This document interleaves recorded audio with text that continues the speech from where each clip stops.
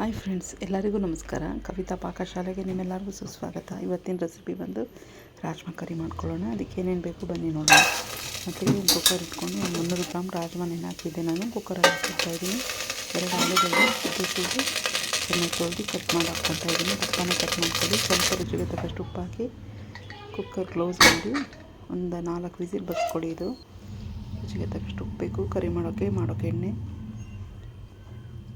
ಇಲ್ಲೊಂದು ಈರುಳ್ಳಿ, ಒಂದು ಅರ್ಧ ಟೊಮೆಟೊ ಇಟ್ಕೊಂಡಿದ್ದೀನಿ ನಾನು, ಕೊತ್ತಂಬರಿ, ಸ್ವಲ್ಪ ಕಾಯಿಚೂರು, ಶುಂಠಿ, ಬೆಳ್ಳುಳ್ಳಿ, ಗೋಡಂಬಿ ಪೀಸು ಒಂದು 6-7 ನೀವು ನೋಡ್ತಾ ಇರ್ಬೋದು. ಗೋಡಂಬಿ ಪೀಸು, ಕಾಯಿಚೂರು ಸ್ವಲ್ಪ ಬೇಕಾಗುತ್ತೆ, ಕಸ್ತೂರಿ ಮೆಂತ್ಯ, ಇದು ಪಲಾವ್ಗೆ ಹಾಕೋ ಐಟಮು, ಪಲಾವ್ ಎಲೆ, ಚಕ್ರ ಮುಕ್ಕು ಎಲ್ಲ ಬೇಕು ಫ್ರೆಂಡ್ಸ್, ಕಲ್ಲುಪ್ಪು, ಸೋಂಪೆಲ್ಲ ಬೇಕು, ಅರಿಶಿನ ಪುಡಿ, ಗರಂ ಮಸಾಲ, ಧನಿಯಾ ಪೌಡ್ರು, ಜೀರಾ ಪೌಡ್ರು ಎಲ್ಲ ಬೇಕಾಗುತ್ತೀವಿ. ಮಾಡೋದು ನೋಡ್ಕೊಳ್ಳೋಣ. ಒಂದು ಜಾರಿಗೆ ಟೊಮೆಟೊ, ಈರುಳ್ಳಿ, ಕೊತ್ತಂಬರಿ ಸೊಪ್ಪು, 3 ಹಸಿಮೆಣಸಿನ್ಕಾಯಿ ಹಾಕ್ಕೊಳ್ಳೋಣ.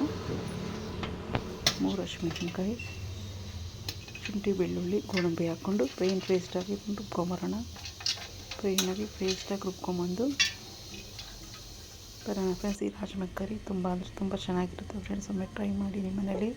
2 ಟೇಬಲ್ ಸ್ಪೂನ್ ಎಣ್ಣೆ ಹಾಕಿದ್ದೀನಿ, ನೀವು ನೋಡ್ತಾ ಇರ್ಬೋದು. ಜೀರಿಗೆ ಹಾಕ್ಕೊಳ್ಳೋಣ.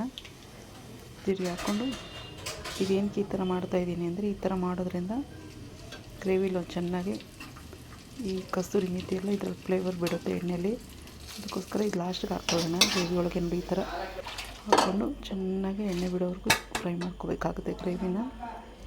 ಹಸಿ ಸ್ಮೆಲ್ಲೆಲ್ಲ ಹೋಗಬೇಕು. ಟೊಮೆಟೊ ಈರುಳ್ಳಿ ಮಾಡಿಕೊಂಡು ಈ ರಾಜ್ಮಾ ಬೆಂದಿರೋ ರಾಜ್ಮಾ ಇದಕ್ಕೆ ಹಾಕಿ ಸೇರಿಸಿ ಸ್ವಲ್ಪ ನೀರು ಹಾಕ್ಕೊಳ್ಳೋಣ. ಈಗ ಎಷ್ಟು ಬೇಕೋ ಅಷ್ಟು ನೀರು ಹಾಕ್ಕೊಂಡು ರುಚಿಗೆ ತಕ್ಕಷ್ಟು ಇನ್ನೊಂದು ಸ್ವಲ್ಪ ಉಪ್ಪು ಹಾಕ್ಕೊಂಡು ನೋಡಿ ಚೂರು ಗರಂ ಮಸಾಲ ಹಾಕ್ಕೊತಾ ಇದ್ದೀನಿ, ನೀವು ನೋಡ್ತಾ ಇರ್ಬೋದು.